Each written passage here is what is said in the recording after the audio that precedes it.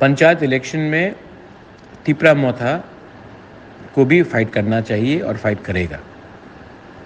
मैं अपने लीडर्स को, वॉरियर्स को, वर्कर्स को एक बात बोलना चाहता हूँ। जब तक हम लोग सिर्फ अपने ही एडीसी एरिया के अंदर देखते रहेंगे, हमारे बहुत तिपरासा लोग हैं जो एडीसी से बाहर भी हैं।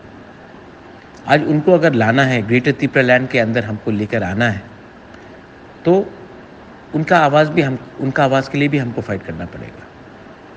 आज सब लोग वीसी इलेक्शन में हम लोग के साथ अलायंस करना चाहते हैं या बात करना चाहते हैं या फाइट करना चाहते हैं, लेकिन पंचायत इलेक्शन में, ग्राम पंचायत इलेक्शन में बोला जाता है कि आप तो रीजनल पार्टी है, आपका कोई काम नहीं है एडीसी से बाहर।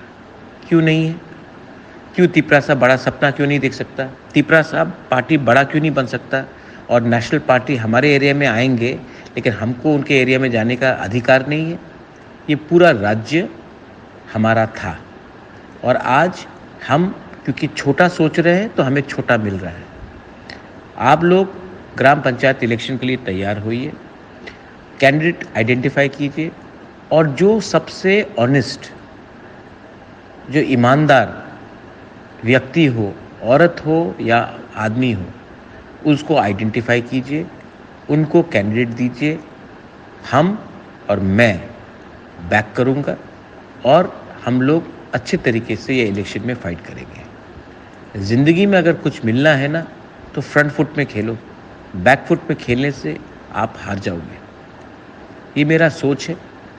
और ईमानदार लोगों को चाहिए, जो सबसे ईमानदार हो अपने गांव में, जो गांव में अपने लोगों को हेल्प करे, जिसका छवि अच्छा हो।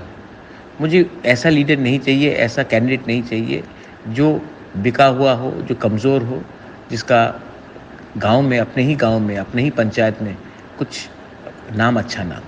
तो अच्छे आदमी को आइडेंटिफाई कीजिए और उनको सपोर्ट कीजिए। अगर गांव आगे बढ़ेगा तो त्रिपुरा आगे बढ़ेगा, त्रिपुरा आगे बढ़ेगा तो इंडिया आगे बढ़ेगा।